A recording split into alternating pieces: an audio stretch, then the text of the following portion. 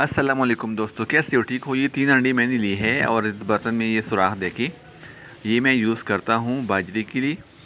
ये 3 किलो बाजरा मैंने बाज़ार से ली है। बज़ाहिर से तो ये बिल्कुल साफ़ लग रहा है, इसमें कोई खराबी नहीं है, आप ये देख सकते हैं। मगर फिर भी मैं इसको धोना चाहता हूँ। इस बर्तन में ये बाजरा जो है ना मैं डालता हूँ। ये इधर हमारे इलाके में मिलता है 100 रुपये किलो का।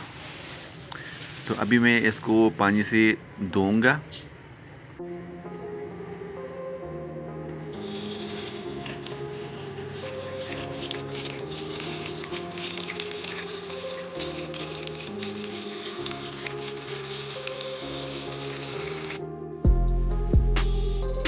बाजरा बिल्कुल साफ़ हो चुका है। अब इसमें अंडे शामिल कर दूंगा।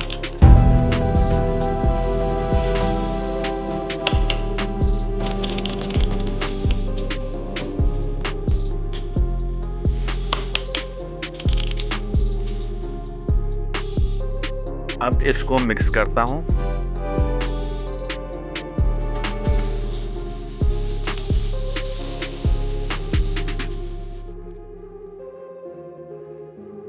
और मिक्स करने के बाद इसको धूप देना होता है, तो इसको मैं बाहर रखता हूँ धूप में।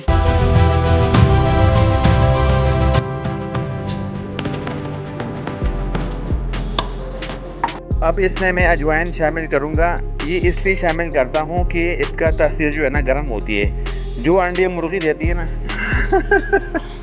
सॉरी यार, जो मुर्गियाँ अंडे देती है उसके लिए ये बहुत फ़ायदेमंद होती है।